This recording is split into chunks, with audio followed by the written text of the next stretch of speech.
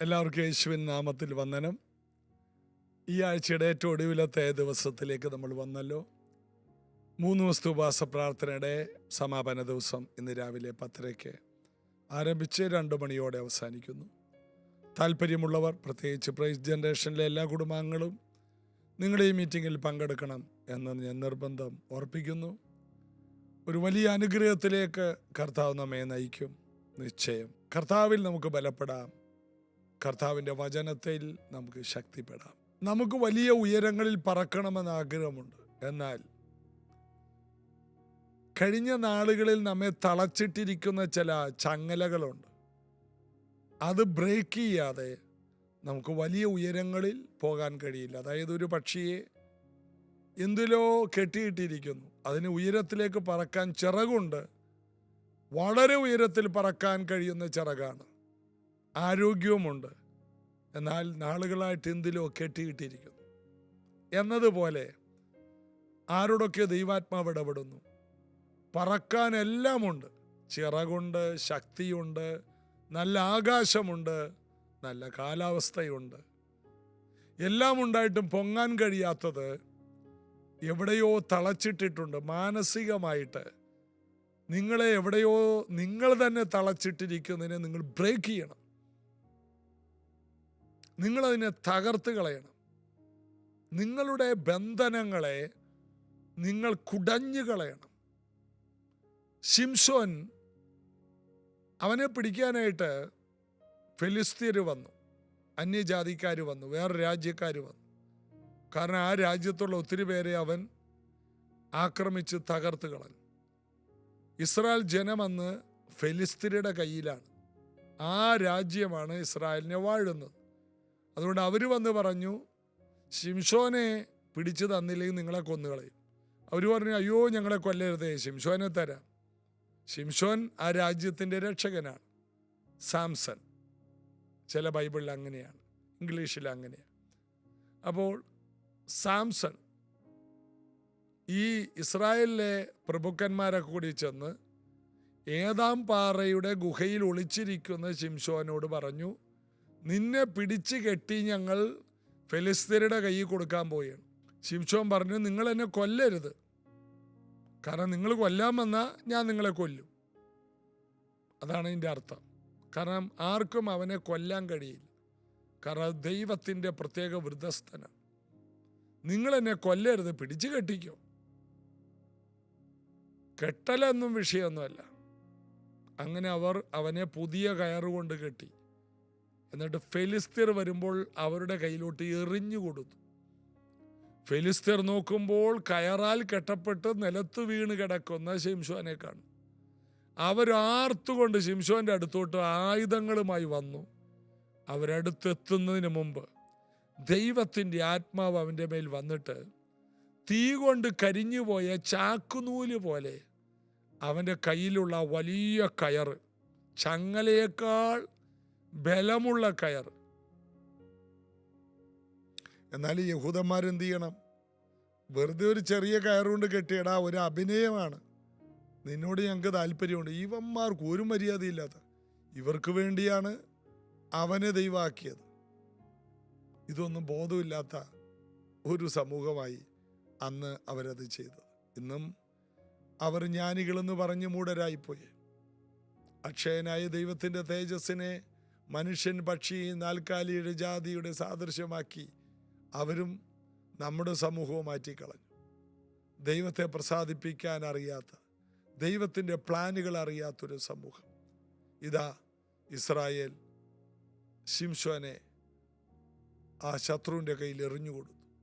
എന്നാൽ അവരെത്തുന്നതിന് മുമ്പ് പരിശുദ്ധാത്മാവ് വന്നു. അതെ, ശത്രു എത്തുന്നതിന് മുമ്പ് നിന്റെ വിടുതൽ വന്നിരിക്കും. ശത്രു ആക്രമിക്കുന്നതിന് മുമ്പ് ദൈവത്തിൻ്റെ പ്ലാനിലുള്ള നിനക്ക് വിടുതൽ വന്നിരിക്കും. ശത്രു തൊടുന്നതിന് മുമ്പ് നിന്റെ കയ്യിലുള്ള ബന്ധനം അഴിഞ്ഞിരിക്കും. നിന്റെ ബന്ധനം കണ്ട് ആഘോഷിക്കുന്ന കുറേ പേരുണ്ട്, നിന്റെ വീഴ്ച കണ്ട് സന്തോഷിക്കുന്ന കുറേ പേരുണ്ട്. എന്നാൽ നിന്നെ തോൽപ്പിക്കാൻ വന്നാൽ പരിശുദ്ധാത്മാവോടെ ചലിക്കും. ഇതാണ് ശിംശോന്റെ ചരിത്രത്തിൽ നിന്ന് നമ്മൾ കാണുന്നത്. ശിംശോൻ ആ വന്ന സൈന്യം 1000 പേരുണ്ടായിരുന്നു. 1000 പേരെയും അവൻ ഒറ്റയ്ക്ക് ഒരായുധവുമില്ലാതെ ഒരു കഴുതയുടെ പച്ചത്താടി എല്ലെടുത്ത് അതുകൊണ്ട് കുന്നൊന്ന് കുന്ന് രണ്ടെന്ന് പറഞ്ഞ് 2 കുന്നാക്കി മാറ്റി. 500 പേരുടെ 2 കുന്നുകൾ അവിടെ അവൻ ഉണ്ടാക്കി. ഒറ്റയ്ക്ക് ഒരായുധവുമില്ലാതെ. വാള്, പരിച, കോവർക്കഴുത, കുതിര ഇവയുടെ പുറത്തു വന്ന ശക്തന്മാരായ വലിയ പട്ടാളക്കാർ, ഗോലിയാത്ത് എന്ന രാക്ഷസന് സമാനനായ ആൾക്കാരുടെ ഫാമിലി അതിനെ നിസ്സാരമായി തകർത്തുകൾ. പെട്ടെന്നായിരിക്കും നിനക്ക് ഷിഫ്റ്റ് ഉണ്ടാകും. പെട്ടെന്നാണ് നിനക്ക് മാറ്റമുണ്ടാകുന്നത്. അതുകൊണ്ട് നിന്നെ കെട്ടിയിരിക്കുന്നതിനെ പരിശുദ്ധാത്മാവിൻ്റെ ശക്തിയാൽ നീ കുടഞ്ഞു കളയുക, പൊട്ടിച്ചു കളയുക. സിയോൻ പുത്രിയെ നിന്റെ കഴുത്തിലെ ബന്ധനങ്ങളെ അഴിച്ചു കളയുക എന്നുള്ള വാക്യമൊക്കെ നിറവേറട്ടെ, നിങ്ങളിൽ നിറവേറട്ടെ. കർത്താവ് അതിനുള്ള കൃപ തരട്ടെ. നമുക്ക് റോമാലേഖനത്തിലേക്ക് 11-ാം അധ്യായത്തിലേക്ക് വരാം. റോമാലേഖനം 11:1.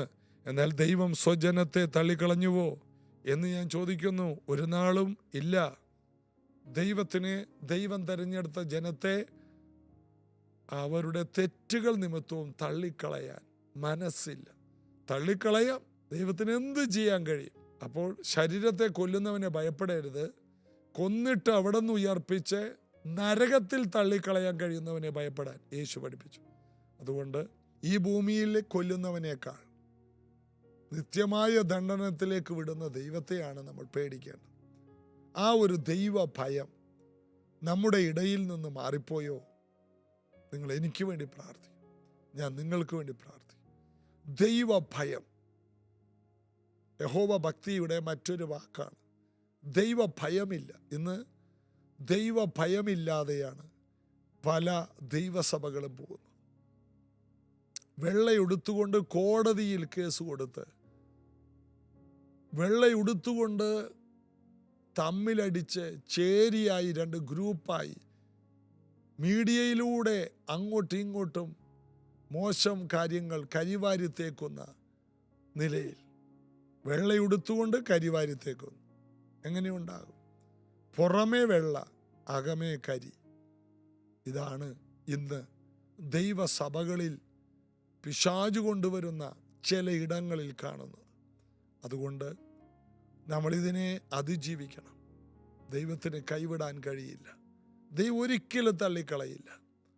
തെറ്റുകളുണ്ട്, കുറ്റങ്ങളുണ്ട്. എങ്കിലും മക്കളെപ്പോഴും കർത്താവിന് മക്കളാണ്. അബ്രഹാമിൻ്റെ മക്കളോട് ഇത്രയും കരുണ കാണിച്ചെങ്കിൽ ദൈവ മക്കൾക്കും രക്ഷിക്കപ്പെടാൻ അവസാന നിമിഷം വരെ ചാൻസുകളുണ്ട്, മടങ്ങി വരാൻ ചാൻസുണ്ട്.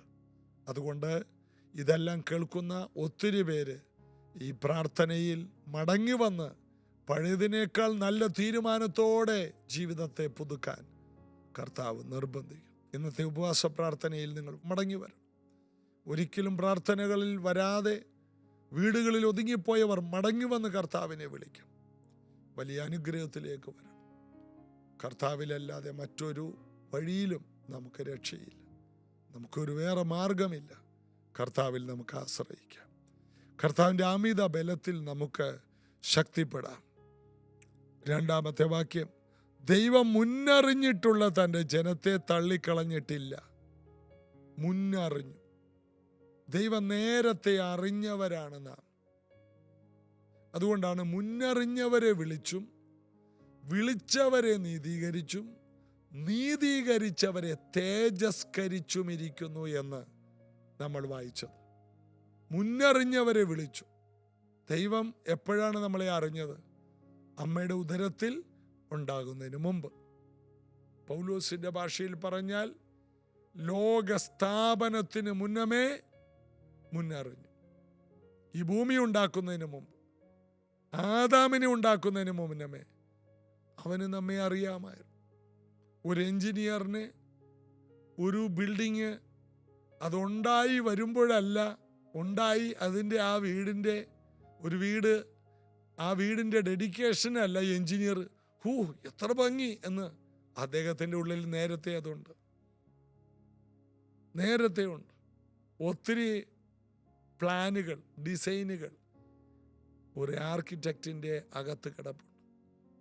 സമയമാകുമ്പോൾ, അതിനെ പറ്റിയ ആൾക്കാർ വരുമ്പോൾ, അവരവരുടെ സൗകര്യങ്ങൾ പറയുമ്പോൾ അതിനനുസരിച്ച് തൻ്റെ അകത്ത് കിടക്കുന്ന ചിത്രത്തിൽ പൊതിഞ്ഞ് ഒരു വീടുണ്ടാക്കി കൊടുക്കും.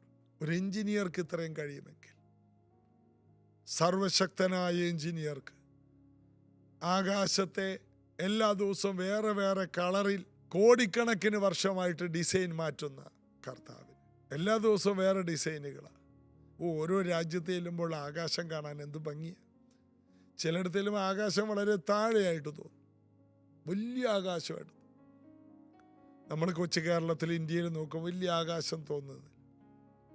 ചില രാജ്യത്ത് ആകാശം വളരെ താഴെയായിട്ട് തോന്നും. ഭയങ്കര ഭംഗിയുള്ള സ്ഥലങ്ങളുണ്ട്. ആകാശത്തിന് പല പല കളറുകൾ വരുന്നു. എന്തെല്ലാം ഭംഗിയാണ് എവിടെയെല്ലാം ചെന്ന്.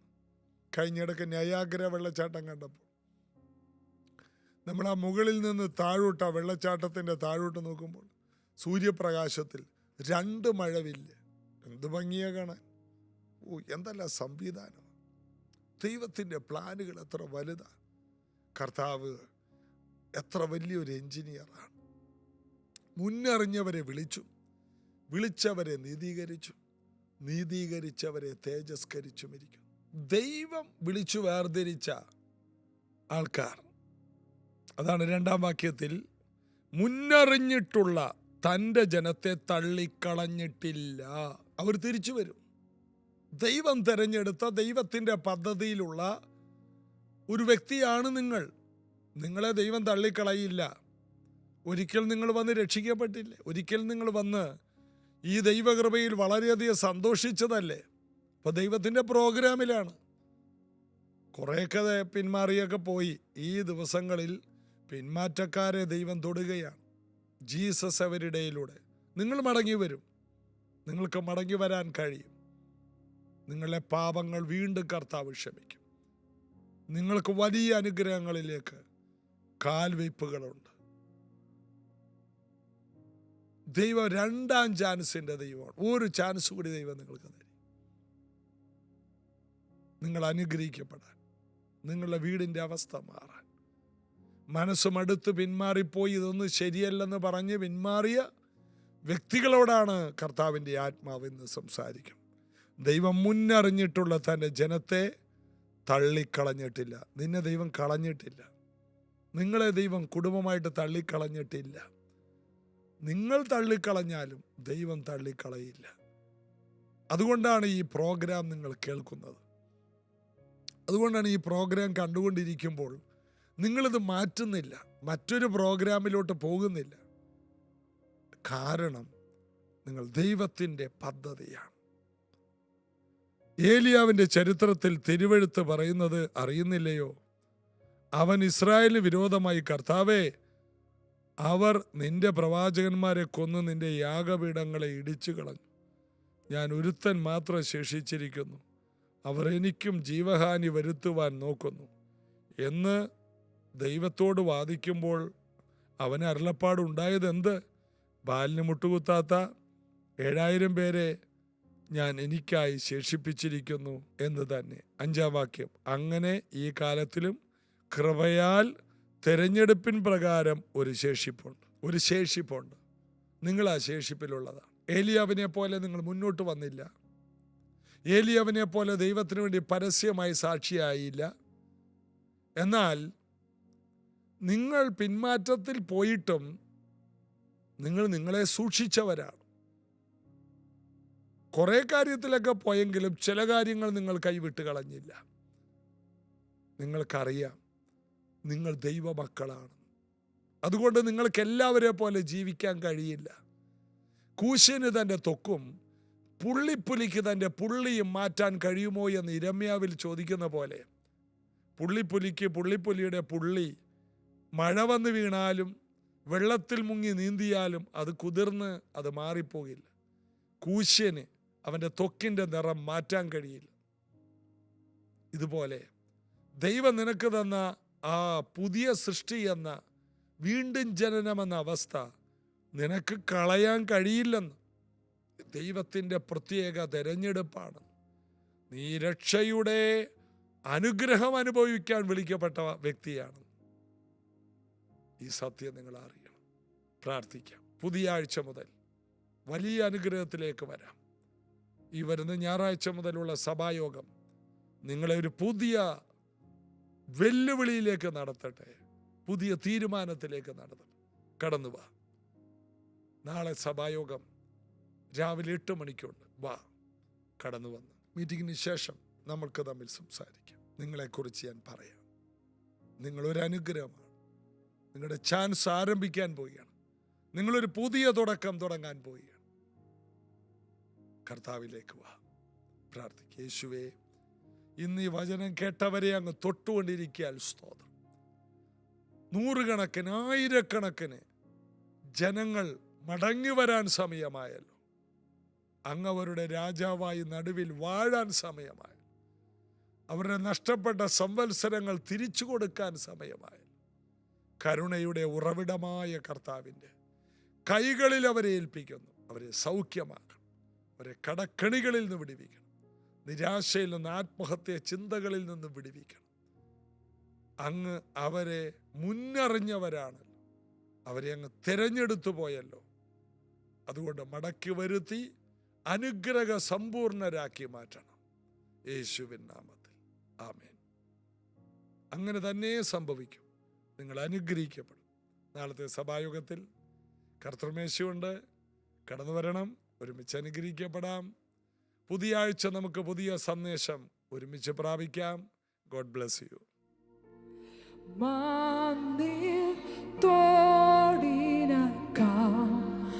ിക്കുമ്പോലെന്റെ ഉള്ളം വാഞ്ചിക്കുന്നു.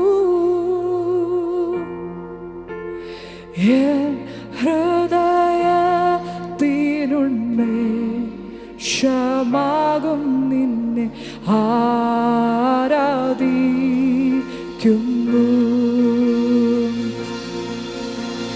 നീ എന്റെ കോട്ടയുമെൻ ബലവും, എന്നുള്ളം നിനക്കായി വാഞ്ചിക്കുന്നു.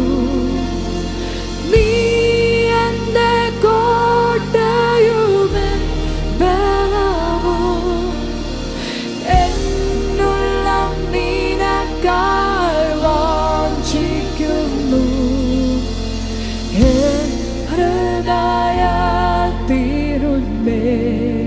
ഹൃദയത്തിനുന്മേഷമാകും നിന്നെ ആരാധിക്കുന്നു.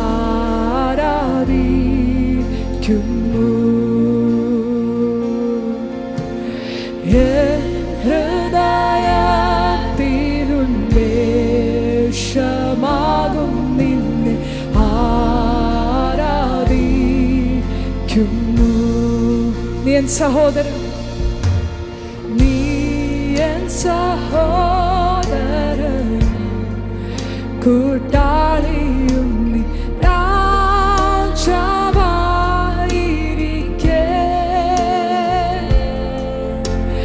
വാഞ്ചിക്കുന്നു അങ്ങേറ്റവുമധികമായി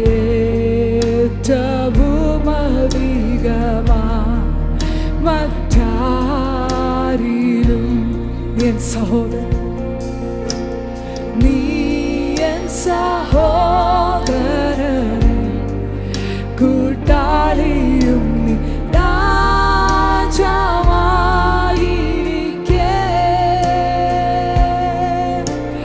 വാഞ്ചിക്കുന്നു അങ്ങേറ്റവുമധികമായി മറ്റാരിലും.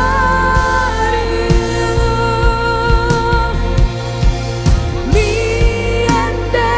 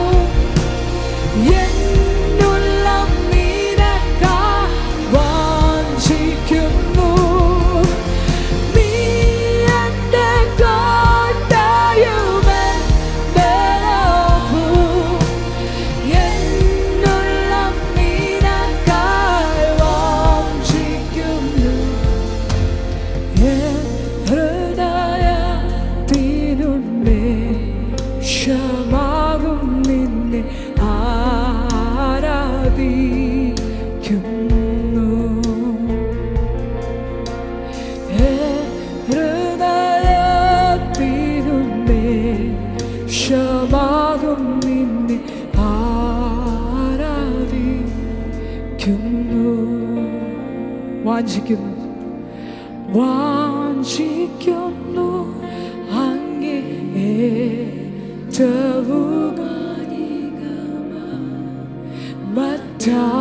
മറ്റാരിലും വാഞ്ചിക്കുന്നു വാഞ്ചിക്കുന്നു അങ്ങേ